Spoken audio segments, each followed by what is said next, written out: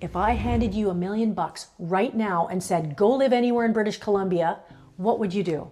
Most people say I would move to Vancouver. But what if I told you there's a lifestyle up here in the Okanagan that's less expensive, more relaxed, and honestly better for your mental health?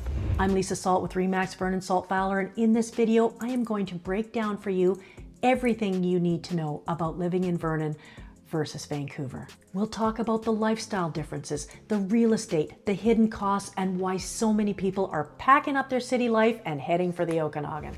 Let's start with what usually hits the hardest: money, the cost of living. In Vancouver, you'll be hard-pressed to find a detached home under $2 million. And even then, you're likely getting an older property in need of work, maybe on a busy road or a tiny little lot. That same money in Vernon, it could get you a Lakeview home, a newer build with land, or even something a little custom, even an older home right on the lake. And if you're a first-time buyer, it's not impossible to get into the market here like it is in Vancouver. You can still find townhomes in the 400s, family homes in the 700s and 800s, and there's just way more breathing room around here. And it's not just housing either. Let's talk about utilities, gas, groceries, eating out, childcare, all noticeably more affordable in Vernon. In Vancouver, everything costs more because you pay for population density and limited land and higher demand. Parking costs more. Does it ever? Parking ticket in Vernon, $15. Vancouver, $35. Over double. Insurance costs more. Sometimes even your coffee costs more. In Vernon, your money just goes farther, and not just in a dollars and cents way. You get more value.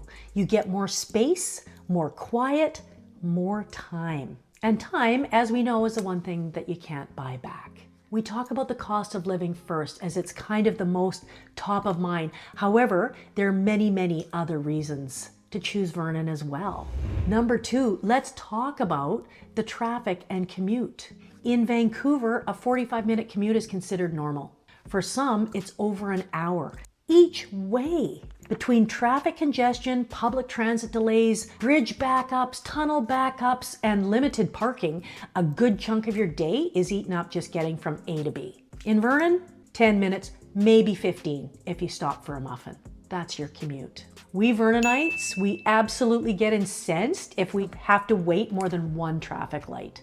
We sometimes yell at tourists in the summertime to get out of the way because our 5-minute commute is now 6. You're just not wasting time sitting in gridlock or circling blocks to park around here. You're using that time to actually live your life. Whether it's an extra hour with your kids, getting in a workout, or just not rushing. This adds up to more quality time, less stress, and let's face it, few grayer hairs. And if you do have to travel, well, the Kelowna airport, that they are currently expanding, by the way, is just 35 to 40 minutes away. We have an airport too here in Vernon, but no real passenger flights as yet. But 35 to 40 minutes, who cares? It's nothing. That's your regular commute to and from work in Vancouver. Now here's where things really start to separate between the two. Lifestyle. Both cities are surrounded by nature, but how accessible is that nature in daily life? In Vancouver, you got the ocean, the beaches and mountains. They're gorgeous. But if you've ever tried to go for a Saturday hike up Grouse, you know what happens. You sit in traffic, you search for parking, and you wait in line behind dozens of people just to access the trailhead. Is it beautiful? Yes. Is it peaceful? Not always. In Vernon, nature's everywhere. You don't have to plan for it. It's right outside your door. You've got Kalamalka Lake, you've got Okanagan Lake, you've got Silver Star Mountain Resort, Grey Canal Trail, the Rail Trail, Ellison Park, and other countless trail systems, all within 15 to 20 minutes. You want to paddleboard after work? You can. You want to snowshoe on your lunch break? You actually can do that too. You got to be quick, but you can do it. You're not escaping to nature, you're living in it. And it isn't just for hardcore outdoorsy types. Whether you love wineries, local markets, relaxing lakefront strolls, or just watching the deer wander through your yard, this lifestyle is woven into everyday Vernon living. Even simple things like hearing the birds instead of sirens or seeing stars at night, Those are the daily perks that you don't realize you've been missing until you have them. Now let's zero in once again on the real estate numbers. I know, we already kind of talked about this before in the cost of living section. We talked about it generally, but let's just get into it in more depth because it's really important. A typical detached home in Vancouver is now over $2 million, and that doesn't get you a luxury property. That gets you a house. Likely an older one, likely close to your neighbors, and very likely on a smaller lot than you'd expect for at that kind of price tag. In Vernon, for the same money, you can get an executive home. Think walkout ranchers with lake views. Think acreages. Think peace and privacy. So here's an example of a home that just sold for $2 million. Exactly. Number 3, 55 Kalamalka Lakeview Drive. 7 bedrooms, 4 bathrooms, 4,188 square feet, built in 1990 on 7.11 acres. Killer view of Kalamalka Lake, like wow. And you don't even need to spend that much. Even mid-range homes here often have yards and garages and modern finishes and room to grow. But that's just an example of what you get. Now let's look at what you can get in Vancouver for the same price, for $2 million. And here's an example, 4817 Joyce Street in East Vancouver, $2 million list price, 33 by 125 lot, 4 bedrooms, 1 bathroom, built in 1910, so 115 years old, and 1,650 square feet. And while we're at it, let's not forget lakefront. In Vancouver, you're looking at 8-figure prices for anything waterfront. In Vernon, lakefront homes literally start under $2 million in some areas, depending on the lake. It's reachable, not just aspirational. And from an investment point of view, Vernon's still growing. We're not at capacity. The population is increasing.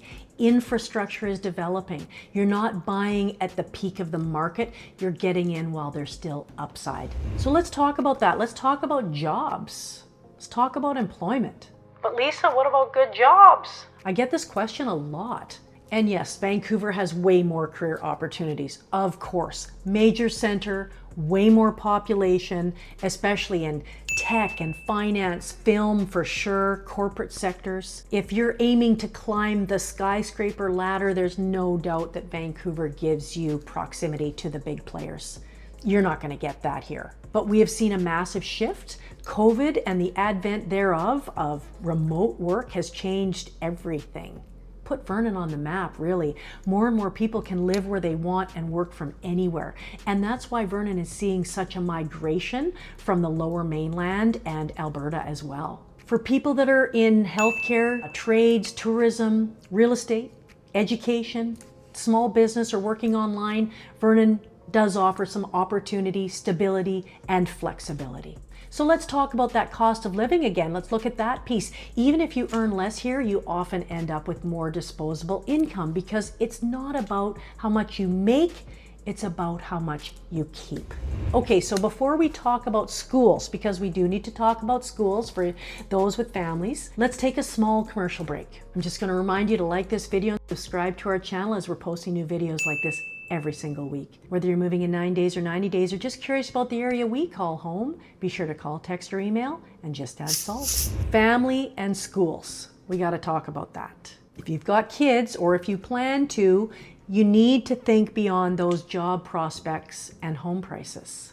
You need to look at that quality of life for your family. And in Vernon, we have amazing public and private schools, smaller class sizes, passionate teachers, and a real sense of community here. Kids can bike to school, they can play outside safely, and they can grow up connected to nature. And in Vancouver, many families pay a premium just to live in a certain school catchment and still face those long commutes and crowded classrooms. Add to that the hustle culture and housing stress, and many families find they're trading time with their kids for time in traffic. In Vernon, things slow down just enough that you actually get to enjoy those years. School runs take minutes, activities are close by, and there's room for kids to just be kids and enjoy the outdoors. Let's talk a little bit too about stress and mental health. Something we don't always put in the spreadsheet. Mental health is important. Vancouver is an incredible city, I lived there for 9 years. It's beautiful on a sunny day, but it is busy, it is expensive, it's noisy, and for many people, it's exhausting. In Vernon, like I say, life slows down. Some people may find it too slow. My husband, who moved here from Calgary, he still calls it Sleepy Hollow. He was bored for a while after he moved here, but then he figured out what to do with his non-commuting time. People smile here. You bump into friends at the market. There's room to think. There's quiet. There's balance. It's not just about less stress. It's about what less stress allows you to do. You can focus, you can connect, you can breathe, and you can just be more present with the people that you love. It's a big consideration. Now, what about community and culture? Vernon may be smaller, but don't think for a second that means that there's nothing to do. It's not boring. We've got art galleries, live music, the Vernon Performing Arts Center, amazing restaurants. I mean, not as amazing as Vancouver, obviously. But we have a ton of community events. We've got the Winter Carnival, the Sunshine Festival, the Farmers Market. And when you show up to these events, you see your neighbors, you see your kids' teachers, you see your clients. There's a real sense of belonging here. In Vancouver, absolutely. Blows us away. You find huge shows, concerts, NHL hockey games, more global options, obviously. But in Vernon, what you get, if you want it, is authentic connection. People know your name, they support your business, and they notice when you're not around. So here's the bottom line. If you love the buzz of the big city, global access, and nonstop activity, Vancouver may be the right choice for you. Or maybe you want to consider Kelowna as a smaller city than Vancouver option, yet a larger city still with way more traffic than Vernon. But if you're looking for value, peace, space, nature, and a stronger connection to community and family, Vernon might just be everything you didn't know you were looking for. Everything you didn't know you were missing. Thanks for watching, and maybe I'll see you lakeside.